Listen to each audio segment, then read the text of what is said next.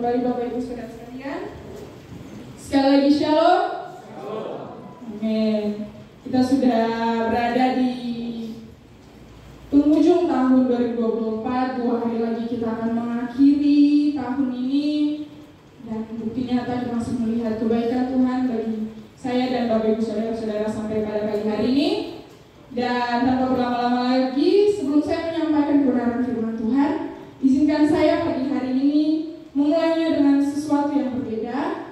Karena itu saya minta kerjasamanya Bapak Ibu Saudara-saudara sekalian dengan cepat. Bolehkah saya minta berpasangan dua orang? Mungkin yang duduk agak jauh boleh mendekat satu dengan yang lain. Bolehkah pasangan dua orang? Kalau memang yang tidak ada pasangan, ya tidak apa-apa. Tapi usahakan minimal 2 orang. Jika sudah, tentukan salah satu itu menjadi pendengar, terus satunya jadi pembicara. Tentukan dengan teman di samping kiri kanan, Bapak Ibu Saudara-saudara. Yang satunya menjadi pendengar, yang satunya menjadi pembicara. Semuanya sudah? Sudah. Oke. Saya minta tolong yang menjadi pendengar, coba angkat tangannya. Yang menjadi pendengar.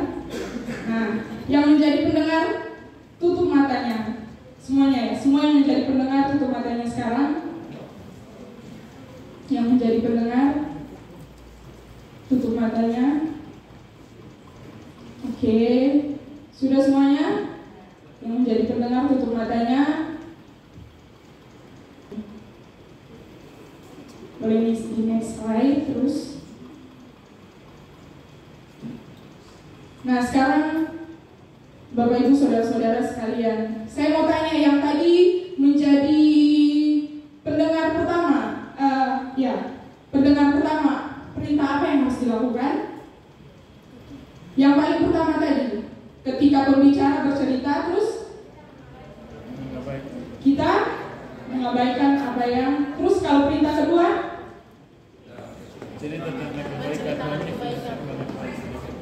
merespon dengan ekspresif apa yang pembicara kedua katakan. Nah, saya mau tanya kepada Bapak Ibu Saudara sekalian, apa rasanya ketika kita ingin bercerita, kita ingin berbagi dengan orang lain, tetapi orang lain mengabaikan perkataan kita?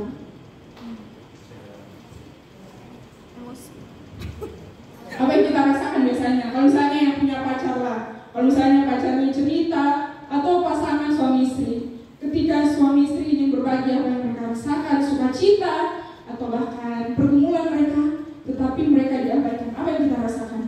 Jengkel. Pastinya kecewa, pastinya sedih.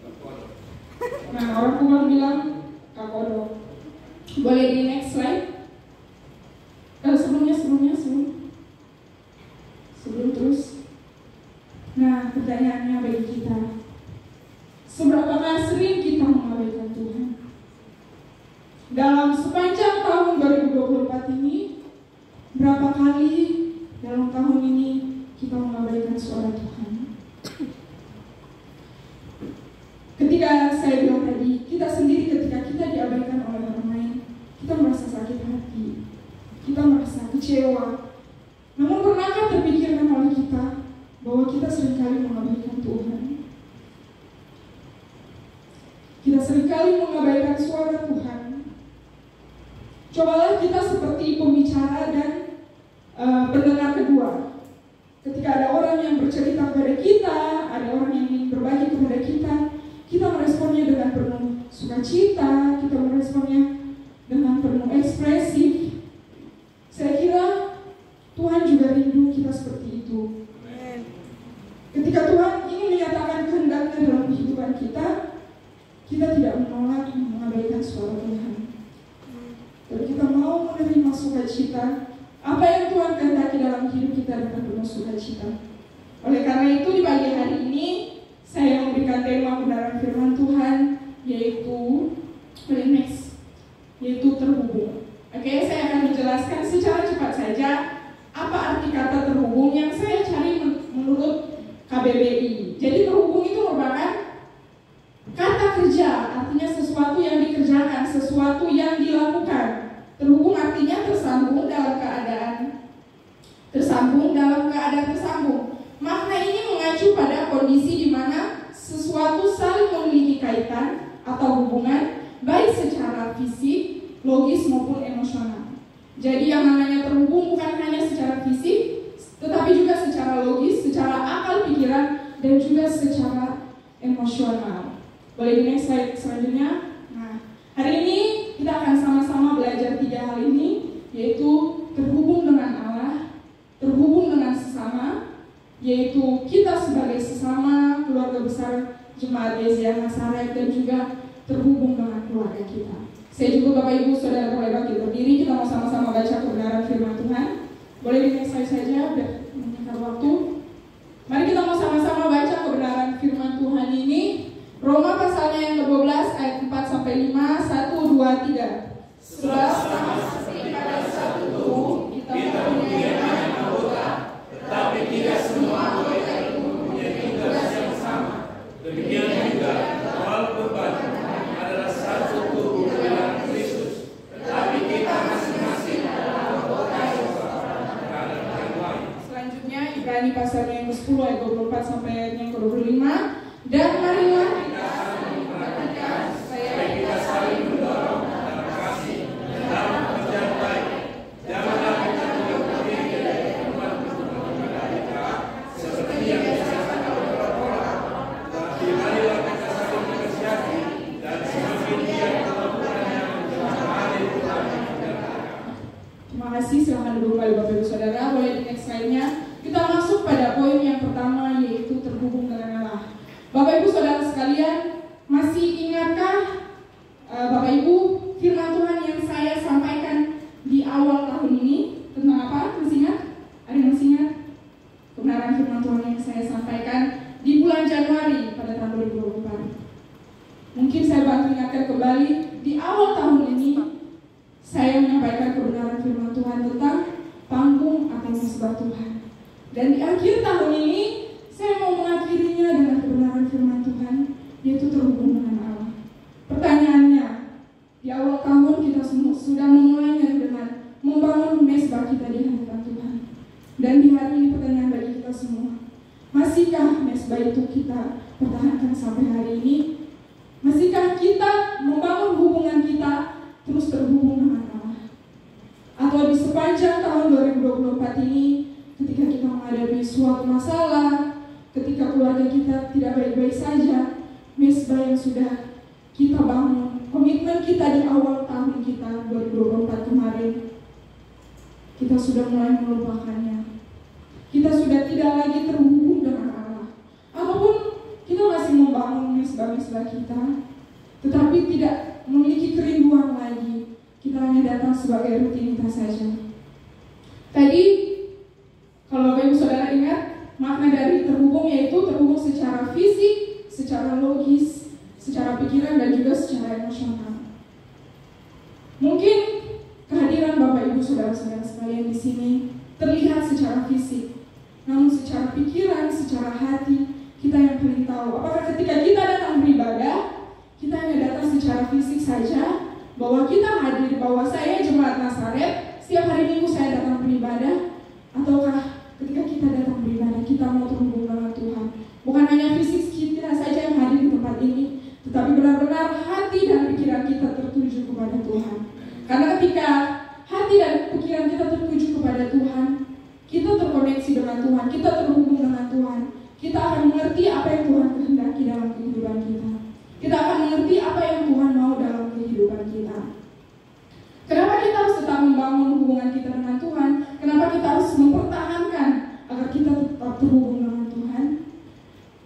Bapak Gembala sering mengilustrasikan kepada kita bahwa seperti seorang anak, ketika dia tahu untuk mencari orang tuanya, pasti ada sesuatu yang orang tuanya berikan kepada dia.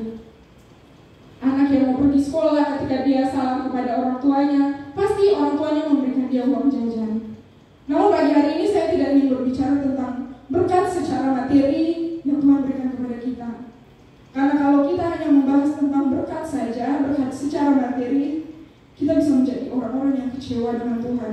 Kita bisa mengatakan kalau saya sudah membangun misbah saya dengan Tuhan, saya sudah melayani Tuhan bertahun-tahun, tapi hidup saya saja. Saya mau makan, saya mau bayar uang kuliah anak-anak saya, sekolah anak-anak saya saja susah. Tetapi yang mau saya bilang, kenapa kita harus tetap terhubung dengan Tuhan? Bapak Ibu, kalau kita masih bisa merasakan penyertaan Tuhan, kita masih bisa diberikan kesehatan, sedangkan di luar sana banyak orang terbaring di rumah sakit, bahkan tidak lagi diberikan kesempatan untuk mengakhiri tahun ini. Tapi jika kita semua masih ada sampai saat ini, kita masih bisa berkumpul dengan keluarga kita, bersatu dengan keluarga kita. Bukankah ini bukti bahwa Tuhan baik dalam hidup kita? Bukankah bukti bahwa Tuhan tetap mengasihi kita? Karena itu saya mengingatkan sekali lagi kepada kita semua, mari kita tetap mempertahankan agar kita tetap terhubung dengan Tuhan, agar kita hadir di tempat ini tidak hadir secara fisik, tetapi akal kita, hati kita selaras dengan Tuhan. Sehingga yang kita lakukan, kita tidak hanya tahu melayani Tuhan di depan sini, tetapi kita tidak mengerti apa yang menjadi kehendak Tuhan. Sehingga akhirnya menjadikan kita para pelayan yang ketika saya berada di dalam gereja, saya melayani Tuhan dengan semangat. Tetapi ketika saya berada di luar, saya mau hidup sesuka hati saya. Saya mau apa, toh gembala saya tidak tahu, toh orang tua saya tidak tahu. Sekali lagi, walaupun Anda pelayan Tuhan, jemaat Tuhan yang sudah mengikut Tuhan selama bertahun-tahun, tidak memastikan bahwa saya dan saudara sudah terhubung dengan Tuhan. Kalau yang ada hanya visi kita saja yang hadir di gereja ini, visi kita saja yang ada untuk melayani Tuhan, tetapi kita tidak pernah menyelaraskan hati dan pikiran Tuhan sesuai dengan kehendak dan kebenaran firman Tuhan. Bapak Ibu Saudara sekalian, kalau kita perhatikan pembacaan di Ibrani pasalnya yang ke-10 tadi, jika kita melihat ayat sebelumnya di ayatnya 19 sampai ayatnya ke-20, kita akan mengingat kembali hubungan manusia dengan Allah pernah terputus oleh dosa. Namun Yohanes 3 ayat 16 mengatakan bahwa karena kasih Allah yang begitu besar, karena Allah sangat mengasihi manusia, Allah mengirim Yesus hingga hubungan manusia dengan Allah akhirnya diperdamaikan. Akhirnya kita bisa diberi kebebasan lagi untuk datang kepada Tuhan. Kita diberi kebebasan lagi untuk masuk dalam kehadiran Tuhan. Namun pertanyaannya, apakah kita mau terputus lagi dengan Tuhan? Apakah kita mau memutuskan hubungan kita lagi dengan Tuhan? Mari saya mau mengajak kita untuk merenungkan kebenaran firman Tuhan ini. Jika di sepanjang tahun ini, kita yang paling tahu, kita yang paling sadar, apakah hubungan saya di sepanjang tahun 2024 ini semakin sungguh-sungguh, semakin giat saya mencari Tuhan? Ataukah di tahun ini kita sendiri sadar bahwa hubungan kita mulai renggang dengan Tuhan? Hubungan kita perlahan-lahan mulai terputus dengan Tuhan. Kita yang paling tahu. Karena itu, biarlah kebenaran ini mengingatkan setiap kita. Mari kita renungkan kembali betapa pentingnya untuk terhubung dengan Allah. Bapak Ibu, saya punya satu ilustrasi. Bapak Ibu semua pasti tahu binatang larong. Larong itu biasanya paling banyak muncul di bulan Desember. Dan Bapak Ibu Saudara, larong itu biasanya berkumpul pada satu titik. Biasanya larong cari apa? Cari tempat yang terang, di mana ada lampu. Biasanya larong akan berkumpul di situ. Nah, tahukah Bapak Ibu Saudara bahwa larong itu hidupnya itu di dalam tanah atau di dalam batang pohon. Tetapi ketika musim hujan, mereka akan mulai keluar dan hanya satu tempat yang mereka cari, yaitu sumber terang, yaitu lampu itu. Ibarat seperti larang ini, kita semua, saya dan Bapak Ibu Saudara, dulunya kita hidup di dalam kegelapan. Tempat tinggal di mana larang berada, yaitu tanah, menggambarkan bahwa dulu kita hidupnya dihimpit oleh dosa. Kesesakan, pergumulan membuat kita hidup di dalam kegelapan. Namun larang tahu kalau dia tidak bisa selamanya hidup dalam kegelapan itu. Dia harus keluar untuk mencari sumber terang itu, untuk dia bisa dapat bertahan hidup. Bapak Ibu Saudara-saudara sekalian, saya dan Bapak Ibu Saudara, sekali lagi, memang kita tidak bisa menghilangkan dosa dalam kehidupan kita. Tetapi apakah kita mau terus tetap tinggal di dalam dosa? Apakah kita mau tetap terus tinggal di di dalam kegelapan? Apakah kita sudah melayani Tuhan, tetapi hidup kita masih terus berada dalam kegelapan? Ataukah kita mau terus mencari sumber terang itu, yaitu Tuhan kita, Yesus Kristus? Larang tahu kalau dia tidak mencari sumber terang itu, maka pas matahari terbit, dia akan mati. Bukankah kita? Mungkin ketika kita tidak mencari Tuhan sungguh-sungguh, fisik kita, secara fisik kita tidak mati, tapi secara jiwa, kerohanian kita mati secara perlahan-lahan. Akhirnya membuat kita datang, itulah yang akhirnya membuat kita ketika kita datang beribadah, kita tidak merasa apa lagi. Yang akhirnya membuat kita ketika kita datang beribadah, terasa membosankan, terasa menjenuhkan. Karena kita tidak lagi datang dengan kerinduan. Karena kita tidak mau membawa diri kita lagi untuk terhubung dengan Tuhan. Ketika kita mendengarkan kebenaran firman Tuhan, yang penting kita duduk diam, mata kita tertuju kepada gembala, kepada hamba Tuhan yang menyampaikan kebenaran firman Tuhan. Tetapi hati kita tidak bawa sungguh-sungguh untuk tertuju kepada Tuhan. Kebenaran firman Tuhan yang disampaikan oleh hamba-hamba Tuhan, yang disampaikan oleh gembala kita, firman Tuhan datang kepada kita. Jika itu firman Tuhan yang keras, firman Tuhan, saya mengingatkan kepada Bapak Ibu, saudara-saudara sekalian, bahwa firman Tuhan tidak pernah dipakai untuk menjatuhkan orang lain. Firman Tuhan tidak pernah dipakai untuk menyinggung orang lain. Tetapi jika firman Tuhan itu datang dan menegur setiap kita, firman itu datang dan kita rasa kena di hati kita, itu berarti Tuhan masih baik dalam kehidupan kita. Tuhan masih mau mengingatkan kita agar kita tidak semakin jauh jatuh ke dalam dosa, kita tidak semakin jauh mengikuti dunia ini. Tapi bagaimana sekali lagi kita mau terus membangun hubungan kita, agar kita mau terus terkoneksi, kita mau terus terhubung dengan Tuhan. Boleh di next. Yang kedua, terhubung dengan sesama. Pagi hari ini saya tidak ingin membawa jauh-jauh, saya hanya ingin kita sebagai keluarga besar Desianus Arif, kita hidup, kita tumbuh, kita melayani Tuhan sama-sama di tempat ini. Tetapi apakah kita peduli terhadap satu dengan yang lain? Apakah kita peduli terhadap pertumbuhan rohani satu dengan yang lain?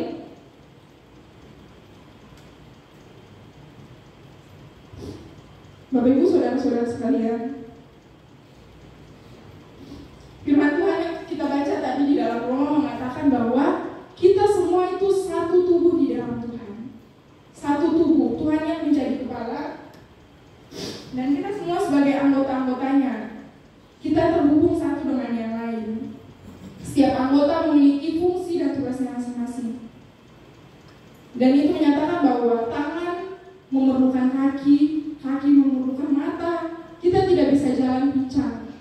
Kalau tanpa mata kita tidak bisa melihat, tanpa kaki kita tidak bisa berjalan. Begitupun kita di dalam Tuhan, kita di dalam gereja. Mungkin kita semua memang berbeda-beda. Kita berwatak keras, ada yang mungkin kadang merasa diri semua harus ikut apa yang saya kehendaki, apa yang saya mau. Tetapi Bapak Ibu, sekali lagi saya mau mengingatkan kepada kita bukan hanya ingin terhubung dengan Allah, tetapi kita terhubung dengan sesama kita. Mari kita lihat teman-teman di sekeliling kita. Mungkin mereka ada yang sudah lama tidak datang beribadah. Bukan hanya menjadi tugas seorang gembala untuk mengingatkan jemaat Tuhan untuk datang beribadah, tetapi kita sebagai sesama anggota gereja, sesama jemaat, mari kita hidup mengasihi. Kita tidak menjadi orang-orang yang egois, yang hanya memikirkan diri kita sendiri. Bagaimana kita bisa terhubung dengan Allah, bagaimana saya bisa bertumbuh secara rohani, semakin hari iman saya semakin teguh di dalam Tuhan. Sedangkan keluarga kita di dalam gereja ini saja masih terhilang, masih hidup jauh dari Tuhan. Mari kita mau belajar memperhatikan orang-orang di sekitar kita. Ketika ada kita rasa teman kita di gereja, orang-orang kita yang kita kasih dalam gereja ini ada yang berbuat salah, mari kita mau mengingatkan mereka. Mari kita mau merangkul mereka kembali, dan bukannya kita membicarakan mereka di belakang. Bapak Ibu Saudara sekalian, saya mau mengingatkan kepada kita bahwa gereja bisa menjadi tempat yang paling nyaman, yang paling aman untuk setiap kita orang percaya. Gereja bisa menjadi tempat orang-orang mengenal Tuhan dengan sungguh-sungguh. Namun saya mau mengingatkan kepada kita sekalian sekali lagi, gereja yang bisa menjadi tempat yang aman dan nyaman ini, tetapi bisa juga menjadi sebaliknya. Gereja bisa menjadi tempat yang paling mengecewakan untuk orang-orang lain. Karena apa? Bukan salah Tuhan, bukan salah gereja, tetapi orang-orang yang berada dalam gereja ini. Apakah kita sungguh-sungguh mengasihi orang lain? Seperti yang kebenaran firman Tuhan katakan, kita mau saling mendorong di dalam kasih. Kita mau saling mengingatkan, tadi dalam Ibrani mengatakan, kita mau saling mengingatkan di dalam kasih. Atau jangan sampai gereja menjadi tempat yang mengerikan, karena di gereja nama-nama orang kita semakin jelek-jelekan. Di dalam gereja orang lain kita bicarakan di belakang mereka. Gereja tidak akan pernah menjadi bertumbuh. Gereja akan menjadi begitu-begitu saja. Justru orang-orang pergi, bukan karena Tuhan yang salah, tapi mari kita koreksi setiap hati kita masing-masing. Apakah saya sebagai pelayan Tuhan, apakah saya sebagai jemaat Tuhan sudah menjadi contoh, sudah menjadi teladan yang baik bagi orang-orang di sekitar saya, sehingga ketika ada jemaat baru yang datang, mereka boleh diberkati? Atau jangan sampai ketika kita orang-orang melihat kita sebagai pelayan Tuhan, orang-orang melihat kita sebagai jemaat Tuhan, justru membuat mereka akhirnya Tuhan yang tidak salah, akhirnya mereka kecewa kepada Tuhan. Mari kita jadikan gereja kita ini, kita jadikan komunitas kita ini adalah komunitas yang mau terhubung satu dengan yang lain, mengerti satu dengan yang lain. Kalau kita lihat ada satu pekerjaan yang tidak beres, kita lihat ada teman kita yang belum sungguh-sungguh, kita mau mengingatkan mereka. Kita mau menegur mereka untuk sebuah kebaikan, bukan menegur karena kesombongan kita, bukan menegur karena kita berpikir kenapa saya sudah melakukan ini, dia tidak melakukan itu. Itu namanya hitung-hitungan. Ketika kita sadar bahwa kita terhubung dengan Allah dan kita harus terhubung dengan sesama, maka kalau kita melihat ada orang yang salah, ada komunitas, anggota komunitas kita yang melakukan sesuatu yang salah, kita berani untuk menegur. Bukan untuk sebuah keburukan, tetapi untuk sebuah kebaikan, untuk membuat kita sama-sama semakin hari semakin bertumbuh di dalam Tuhan. Sehingga perspektif dunia, saya seringkali membaca di sosial media, banyak orang-orang yang menulis seperti itu. Mungkin kalau kita dalam gereja masih tidak apa-apa, tetapi kalau mereka posting di sosial media, mungkin maksud mereka hanya sebagai sebuah candaan. Tetapi jika dilihat oleh orang-orang yang berpercaya, oleh agama-agama lain, mereka bisa saja salah menilai tentang siapa kita, tentang siapa Tuhan kita. Mereka sering menulis bahwa pandai melayani di depan altar, tetapi ketika turun, ujung-ujungnya sama membicarakan orang lain. Ketika saya membaca tulisan itu, membaca komentar itu, saya merasa ditegur, saya merasa diingatkan bahwa gereja yang harusnya menjadi komunitas dengan kita bertumbuh, kita sungguh-sungguh mengenal Tuhan, tetapi bisa menjadi tempat yang mengerikan untuk orang lain. Karena mereka merasa tidak bertumbuh, justru mereka merasa dijatuhi di dalam gereja. Oleh karena itu, Bapak Ibu Saudara sekalian, saya tidak bilang bahwa kita semua di sini melakukan sesuatu hal yang salah. Saya bukan mempersalahkan gereja, tetapi saya mau mengingatkan kepada kita semua, jangan sampai hal itu terjadi dalam kehidupan kita. Jangan sampai kita melakukannya, tetapi justru kita harus tetap membangun hubungan kita dengan sesama anggota gereja kita. Kita tidak hanya memikirkan diri kita sendiri untuk bagaimana kita terhubung dengan Tuhan, tetapi kita mau mengingat orang-orang di sekitar kita untuk kita mau sama-sama terhubung dengan Tuhan, sehingga kita sama-sama bertumbuh di dalam Tuhan. Dan yang terakhir yang ingin saya sampaikan kepada kita semua, yaitu terhubung dengan keluarga kita. Bapak Ibu Saudara sekalian,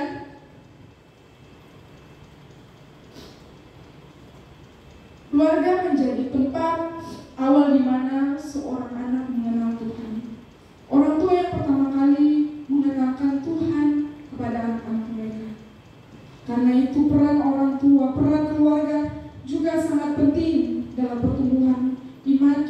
dalam pertumbuhan rohani kita di hadapan Tuhan.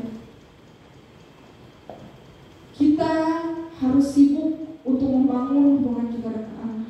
Kita harus sibuk untuk membangun hubungan kita dengan sesama agar kita dapat sama-sama terkoneksi dengan Tuhan.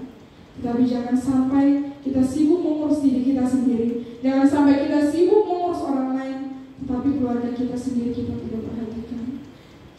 Bapak Ibu Saudara sekalian yang paling tahu kondisi keluarga Bapak Ibu Saudara sekalian bagaimana. Apakah kita sungguh-sungguh di hadapan Tuhan? Apakah orang tua kita, apakah anak-anak kita, apakah saudara kakak adik kita sudah hidup sungguh-sungguh di hadapan Tuhan atau belum? Saya jujur terkadang kalau saya ada marah atau jengkel dengan Kak Jenny atau dengan Kak Odan, orang tua biasa bilang, Farek dong, suruh besar juga bisa urus diri masing-masing. Mungkin saya seringkali memperkatakan itu dalam diri saya. Tetapi ketika firman Tuhan ini datang pada saya, ketika saya merenungkan kembali firman Tuhan ini, saya diingatkan oleh Tuhan bahwa saya ditempatkan dalam keluarga ini. Saya tidak hidup untuk diri saya sendiri. Kalau misalnya saya tahu bahwa saya berbuat salah atau saudara-saudara saya berbuat salah, saya mau mengingatkan mereka. Saya tidak ingin menjadi egois untuk saya sendiri yang mengenal Tuhan. Begitupun mungkin dengan mereka. Marilah kita menjadi orang-orang yang tidak egois, yang hanya mementingkan diri kita sendiri, yang hanya mau membangun bagaimana hubungan kita dengan Tuhan. Tetapi sekali lagi, jangan sampai kita menolong orang lain, membantu orang lain untuk mengenal Tuhan, merasakan kasih dan keselamatan daripada Tuhan. Tetapi keluarga kita sendiri hidup jauh dari Tuhan. Keluarga kita sendiri walaupun sudah melayani, tetapi belum tentu mengenal Tuhan dengan sungguh-sungguh. Karena itu sekali lagi, Bapak Ibu Saudara sekalian, kita tidak boleh menjadi egois dan memikirkan diri kita sendiri.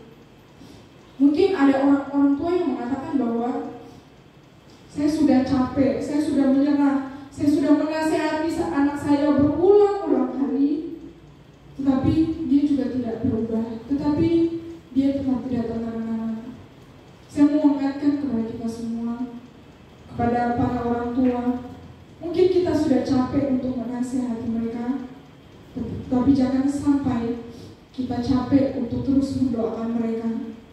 Sebagai manusia kita terbatas, kita tidak bisa merubah siapapun. Sekeras atau selembut apapun nasihat yang kita berikan, didikan yang diberikan orang tua kepada anak-anak mungkin tidak bisa merubah anak-anaknya. Tetapi percayalah, ketika kita sungguh-sungguh membawanya itu kepada Tuhan, ketika kita sungguh-sungguh berdoa kepada Tuhan, maka biarkanlah Tuhan yang akan mengubahkan setiap hati, Tuhan yang akan mengubahkan setiap hidup. Jangan pernah kecewa dan menyalahkan Tuhan. Sebagai manusia menunjukkan bahwa kita terbatas, kekuatan kita terbatas, tetapi kita punya Tuhan yang besar, Tuhan yang mampu memulihkan dan mengubahkan setiap hati dan hidup. Sekali lagi Bapak Ibu Saudara sekalian, di tahun ini, sepanjang tahun ini, mungkin banyak hal yang terjadi dalam kehidupan kita yang membuat kita, semangat kita, api kita yang tadinya menyala-nyala untuk melayani Tuhan, datang kepada Tuhan, mulai redup karena tekanan hidup, karena persoalan hidup, atau karena apapun itu. Tetapi saya mengingatkan kepada kita semua, jangan sampai kita terputus dengan Tuhan. Mezbah yang sudah kita bangun, kita mau terus membangunnya agar tetap terhubung dengan Tuhan. Saya ingin mengakhiri khotbah ini dengan sebuah ilustrasi. Minta tolong gelas itu.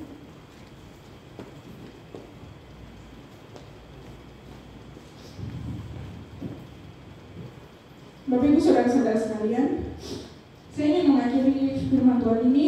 Saya cukup diberkati dengan ilustrasi ini.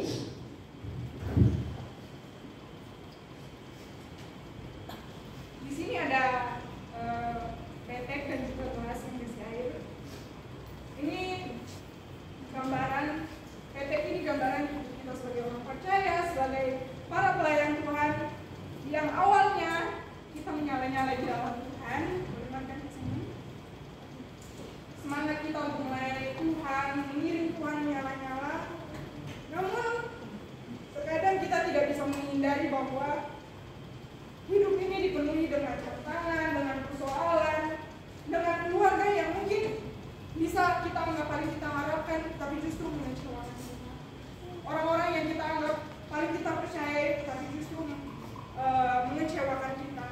Dan akhirnya membuat kita, semangat kita, yang akhirnya tadi menyala-nyala di hadapan Tuhan, tetapi justru karena persoalan tadi akhirnya persoalan ini akhirnya membuat kita tenggelam.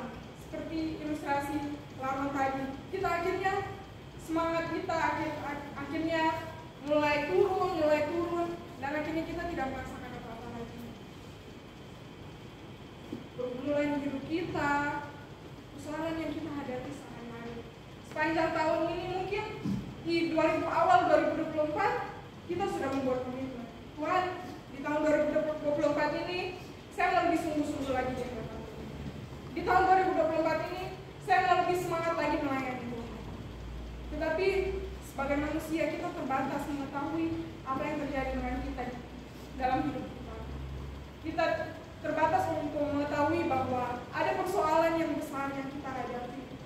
Entah kita akan kehilangan orang-orang yang kita sayangi, atau kita dihimpit, ditenggelamkan oleh persoalan hidup kita, yang akhirnya membuat semangat kita, api yang tadinya menyala-nyala untuk Tuhan, komitmennya awalnya kita bangun untuk melayani Tuhan, untuk mau datang kepada Tuhan, akhirnya kita lama-lama menjadi suram, dan akhirnya lama-lama menjadi mati. Kita tidak lagi memiliki kerinduan untuk datang kepada Tuhan. Ketika kita melayani saja tanpa merasakan Tuhan hadir dalam hidup kita. Karena semangat kita, kerinduan kita, tapi kita sudah mati. Kita melakukan segala sesuatu hanya sebagai rutinitas saja sebagai orang Kristen manusia. Namun apakah kita mau terus membiarkan hidup kita untuk terus mati, ataukah kita menyadari bahwa kita masih punya Tuhan? Tuhan masih bisa memakai orang-orang di sekitar kita, yaitu keluarga kita, gereja kita, untuk membangun kembali. Kita perlu menyadari bahwa masih ada orang-orang, masih ada komunitas benar yang bisa mendorong kita. Karena itu sekali lagi sangat penting bukan hanya kita terhubung dengan Allah, tapi bagaimana kita terhubung dengan sesama kita. Bagaimana komunitas kita, gereja kita harus membangun orang lain, keluarga kita harus membangun orang lain, sehingga hidup kita yang sepertinya tadi tidak ada harapan lagi, sudah mati, kita tidak merasakan apa-apa lagi, kita tidak bisa merasakan kehadiran kebaikan Tuhan lagi dalam hidup kita. Dan kita masih menyadari bahwa ada komunitas lain yang akhirnya membuat kita yang tadinya mati bisa menyala lagi. Semangat kita yang tadinya mati bisa menyala lagi. Di 2024 ini mungkin ada banyak kecewaan, tetapi ingat, jangan sampai padamkan apimu di hadapan Tuhan. Jangan sampai padamkan semangatmu terus melayani Tuhan, untuk terus mengiring Tuhan. Karena masih ada komunitas, masih ada orang-orang yang bisa Tuhan pakai untuk menolong kita. Karena itu mari kita membangun hubungan kita dengan Tuhan, membangun hubungan kita dengan orang-orang di gereja ini, dan membangun hubungan kita dengan keluarga kita. Tidak ada orang yang bisa paling kita andalkan selain orang-orang di sekitar kita. Karena itu Bapak Ibu Saudara-saudara sekalian, sekali lagi, masalah pergumulan apapun yang mencoba menenggelamkan kita, yang membuat kita hilang harapan dan hilang arah, tidak boleh menipu kita bahwa masih ada orang lain yang bisa Tuhan pakai. Masih ada Tuhan yang sanggup untuk memulihkan hidup kita, mengubahkan hidup kita, membuat kita semakin hari terus memiliki kerinduan untuk mencari Tuhan. Semakin hari kita mau terus membangun hubungan kita akan terhubung dengan Tuhan. 2024 hampir berakhir dan sebentar lagi kita mau memasuki 2025. Kiranya kebenaran firman Tuhan ini mau terus mengingatkan kita untuk bagaimana kita terus terhubung dengan Tuhan, bagaimana kita terus membangun hubungan kita dengan Tuhan. Kita tidak menjauhkan diri, firman Tuhan dalam Ibrani tadi, kita tidak menjauhkan diri dalam pertemuan-pertemuan ibadah, tetapi justru kita semakin giat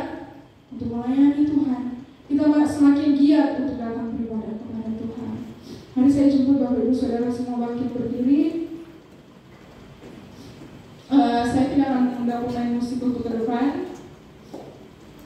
Bolehkah izinkan saya untuk mungkin Bapak Ibu Saudara-saudara sekalian yang hari ini datang bersama keluargamu, boleh berdiri bersama-sama dengan mereka, pegang tangan mereka, rangkul mereka, terserah lakukan apapun.